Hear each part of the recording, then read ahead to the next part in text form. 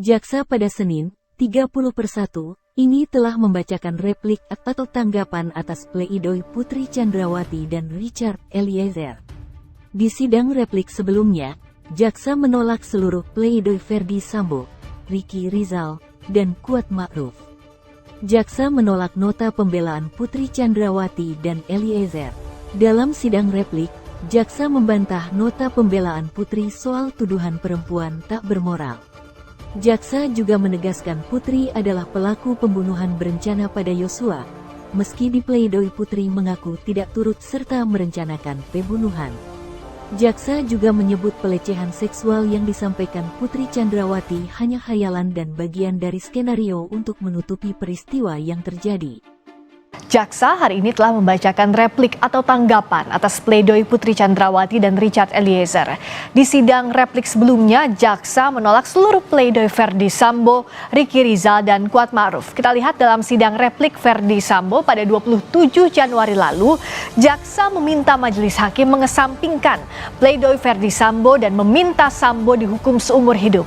Jaksa juga menegaskan bahwa Sambo telah merencanakan pembunuhan dan ikut menembak Yosua.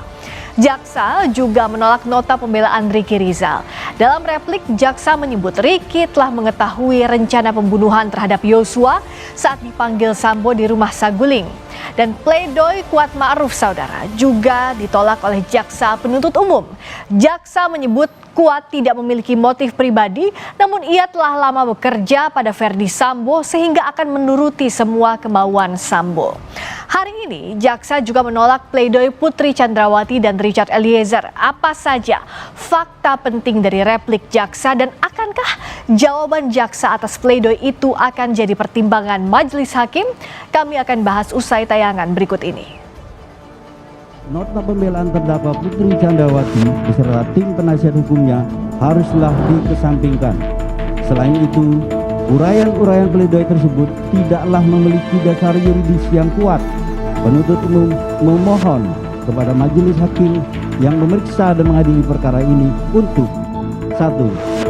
Menolak seluruh pleidoy dari tim penasihat hukum terdakwa Putri Chandrawati dan pleidoy dari terdakwa Putri Chandrawati. 2. Menjatuhkan putusan sebagaimana diktum tuntutan penuntut umum yang telah dibacakan pada hari Rabu tanggal 18 Januari 2023. Jaksa menolak nota pembelaan Putri Chandrawati dan meminta majelis hakim untuk menjatuhkan hukuman pada Putri. Dalam sidang replik, jaksa membantah nota pembelaan Putri soal tuduhan perempuan tak bermoral. Jaksa juga menegaskan Putri adalah pelaku pembunuhan berencana pada Yosua meski di pleidoy, Putri mengaku tidak turut serta merencanakan pembunuhan. Dengan tuduhan sebagai pelaku pembunuhan berencana yang sampai saat ini tidak saya pahami, tidak pernah saya menyangka pada tanggal 8 Juli 2022 telah bisa terjadi. Konstruksi yang dibangun dengan menambah aspek perselingkuhan rasanya tidak pernah cukup untuk mendakwa saya sebagai pelaku pembunuhan berencana. Namun juga menuding saya sebagai perempuan tidak bermoral. Berdasarkan fakta-fakta hukum yang terungkap di hadapan persidangan, bukan hal yang mengada-ngada, seperti yang dikemukakan oleh terdakwa, menyatakan menuding terdakwa Putri Chandrawati sebagai perempuan tidak bermoral. Karena pada nyatanya kalimat itu sama sekali tidak tertulis dalam surat tuntutan penuntut umum. Penuntut umum hanya berdasarkan pada fakta hukum yang menunjukkan terdakwa Putri Chandrawati adalah salah satu pelaku pembunuhan berencana. Meskipun terdakwa Putri Chandrawati tidak memahami atau pura-pura tidak memahami apa itu pembunuhan berencana.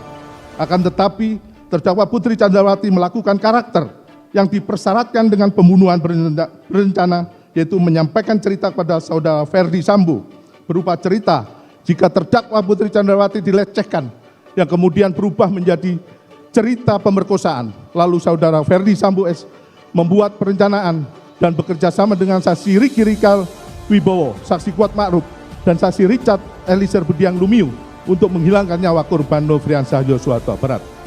Dan cerita pertama, peristiwa terjadi di rumah Duren 3 nomor 46, karena terdakwa Putri Chandrawati dilecehkan oleh korban Nofriansah Yosua Huta Barat. Lalu cerita tersebut berpindah ke rumah Magelang dengan cerita kedua, dengan peristiwa terdakwa Putri Chandrawati diperkosa oleh korban Nofriansah Yosua Huta Barat. Sehingga perubahan cerita-cerita tersebut seperti cerita bersambung, layaknya cerita yang penuh dengan khayalan yang kental akan siasat jahat. Jaksa juga menyebut pelecehan seksual yang disampaikan Putri Chandrawati hanya hayalan dan bagian dari senario untuk menutupi peristiwa yang terjadi. Tanggapan penasihat hukum bahwa terdakwa adalah korban kekerasan seksual. Penasihat hukum terdakwa Putri Chandrawati sangat tidak profesional menyatakan terdakwa Putri Chandrawati adalah korban kekerasan seksual yang dilakukan oleh korban Nofriansa Yosua Huta Barat. Dalil penasihat hukum tersebut tidak didukung alat bukti di persidangan. Dalil kekerasan seksual atau pemerkosaan bukan peristiwa yang benar terjadi. Dalil-dalil kekerasan seksual atau pemerkosaan hanyalah khayalan tim penasihat hukum yang berkolaborasi dengan terdakwa Putri Chandrawati dengan tujuan agar terdakwa Putri Chandrawati bisa dibebaskan dari perbuatan pembunuhan berencana ini. Hal tersebut menjadi petunjuk kuat bahwa peristiwa kekerasan seksual atau pemerkosaan merupakan bagian dari skenario yang dibuat oleh terdakwa Putri Chandrawati untuk menutupi peristiwa yang sebenarnya terjadi. Sebelumnya, jaksa telah menuntut Putri Chandrawati dengan hukuman 8 tahun penjara. Selanjutnya, istri Verdi Sambo ini akan menjalani sidang berikutnya dengan agenda duplik pada Kamis mendatang. Kami tim penuntut umum dalam perkara ini berpendapat bahwa pledoi tim penasihat hukum haruslah dikesampingkan karena uraian-uraian pledoi penasihat hukum tidak memiliki dasar yuridis yang kuat yang dapat digunakan untuk menggugurkan surat tuntutan penuntut umum.